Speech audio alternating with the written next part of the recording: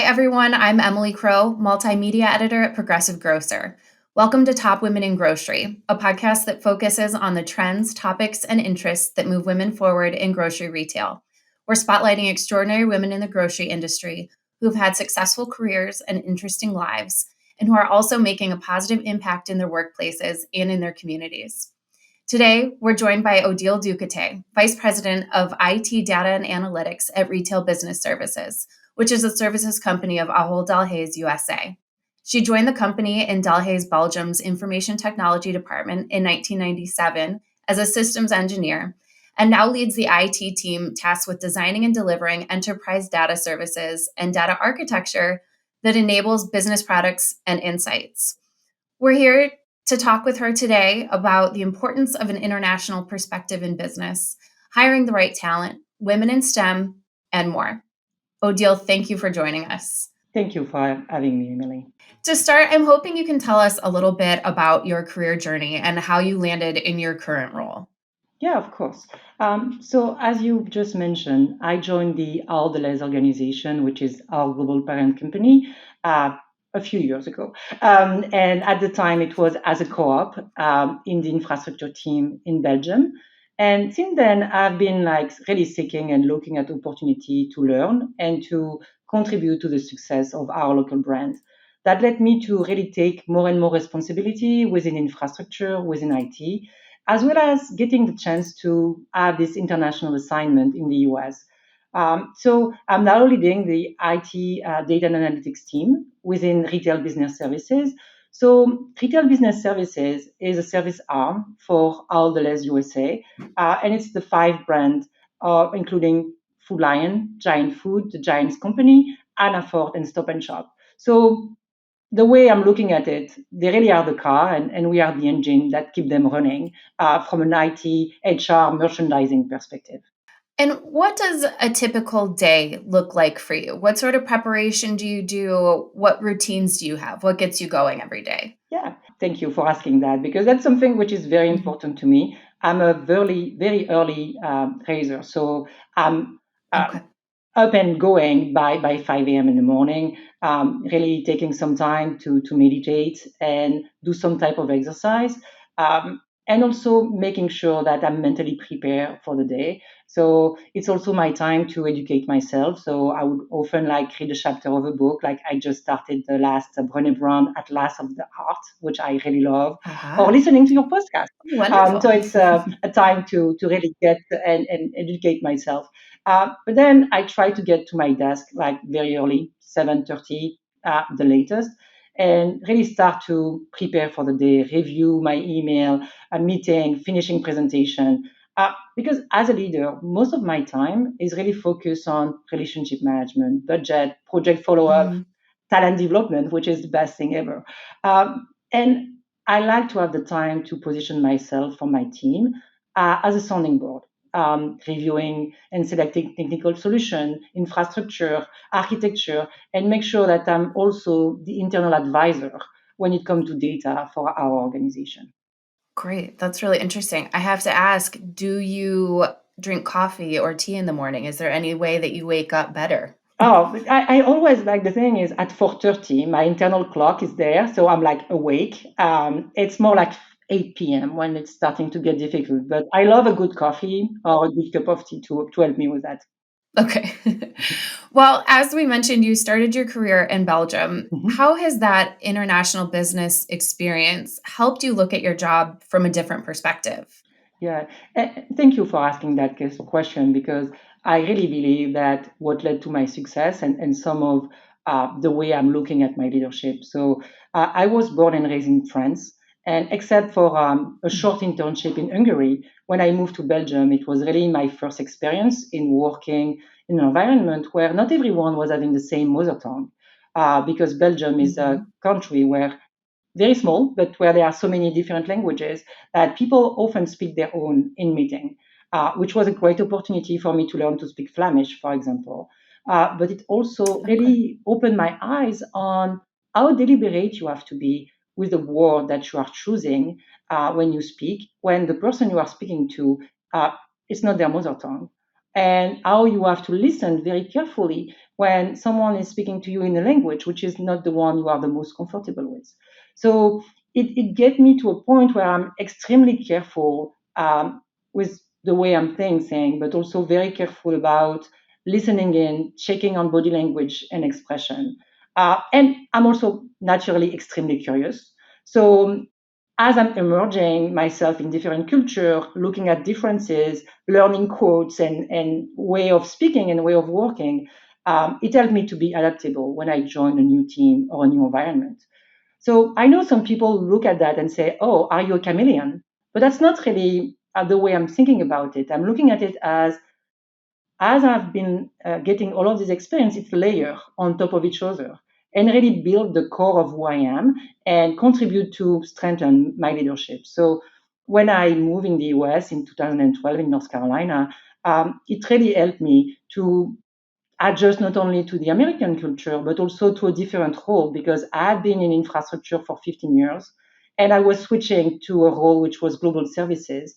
So all of the office of the CIO function, which is a totally different job. So having that strength of listening and really reflecting and taking the time really helped me to approach that work as I do in a new culture and not making assumption, being eager to learn and really connecting that understanding to what I already know. So I recommend to anyone who is interested to do an expatriated assignment or to take a job in a different culture to do it because what you learn and the way you grow from it is tremendous. That's really interesting. Thank you for sharing. Switching gears a little bit to your IT and data Mhm. experience, we know that robust data and analytics programs have become more important than ever for Yeah. grocers. What can you tell us about how data and analytics are changing the industry?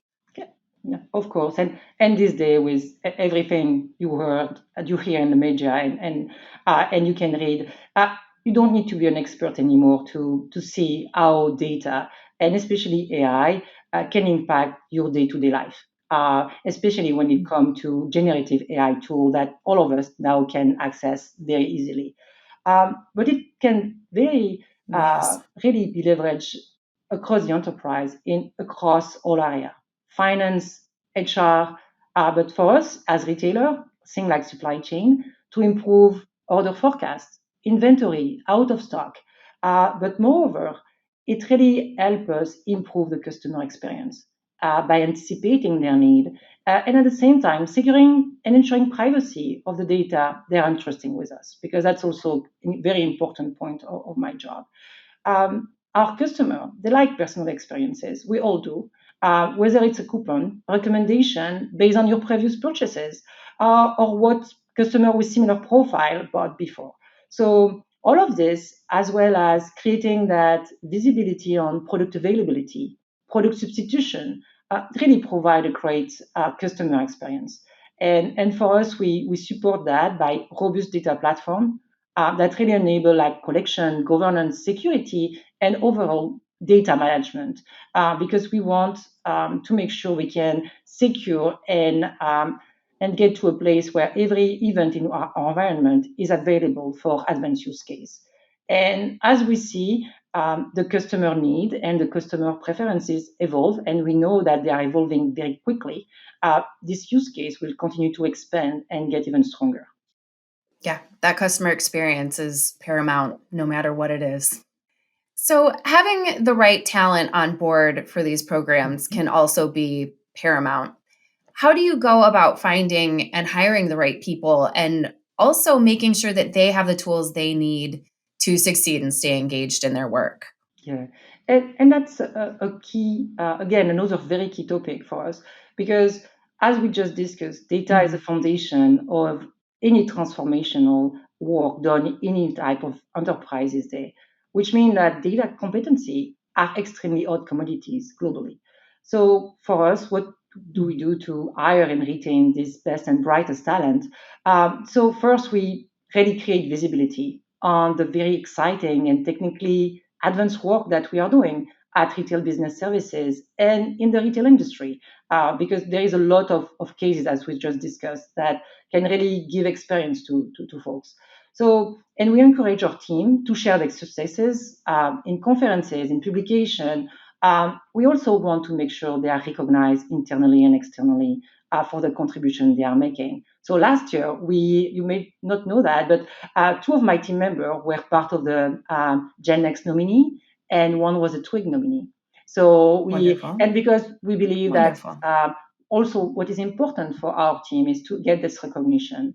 And we also have like our secret weapon, which is won't be that secret anymore, which is our co-op program.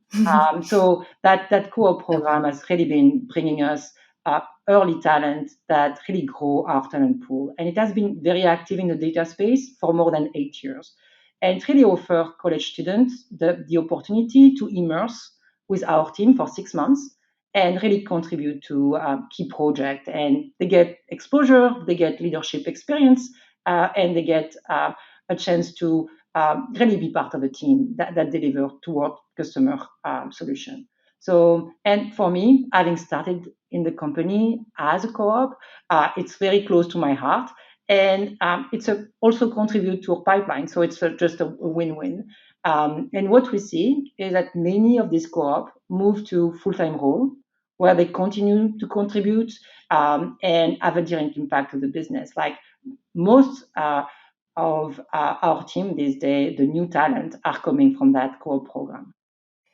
So, talking a little bit about IT in a different lens, we know it's traditionally been a male dominated field. Yeah. How did you find your footing and how have you established yourself as an executive in this field? Yeah, yeah. Thank you for asking because it's still a key Mhm. topic today. Sure. Why? Because while the majority of the STEM graduate are females these days, there is still a lack of women in the IT and professional world. Mm. So when I started in my infrastructure role 26 years ago, I was Mhm. often the only woman in the room and there was no female IT leader that I could look up to, that or could seek advice from. So, and it really took me a few years to realize that I didn't have to be one of the guy to be successful. Mhm. Um, but it really, for me to really hit home, it really took for me to hire my first female associate in Okay. our infrastructure team. And that's really pushed me to bring my full self at work because she mentioned to me she was looking at me as a role model, which was a surprise. And I'm like, wow, if I'm a role model, I need to be the person I am because Mhm. don't want her to feel like she has someone different to be successful. So that's really that interaction and that first female hire really changed my outlook. And it also made me more confident and more vocal about my interests, my inspiration, like saying that I was interested to do an expatriate assignment Mhm. or leading key projects. So, and when I moved to the US in 2012, I finally had the opportunity to work for a woman. So at the time, Deb Dixon was the US CIO for the team, Mhm. and I learned a lot from her. How to balance care and empathy.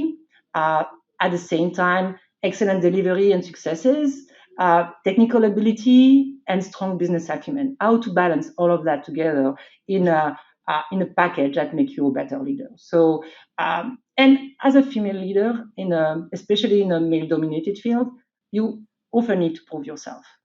And every time you join the team or enter a new room, um, it's happening again. So that doesn't mean that you shouldn't speak up, which is what I do. And whether it's asking question or contributing to the task at hand, I really embrace who I am and what my expertise bring to the table. I love that.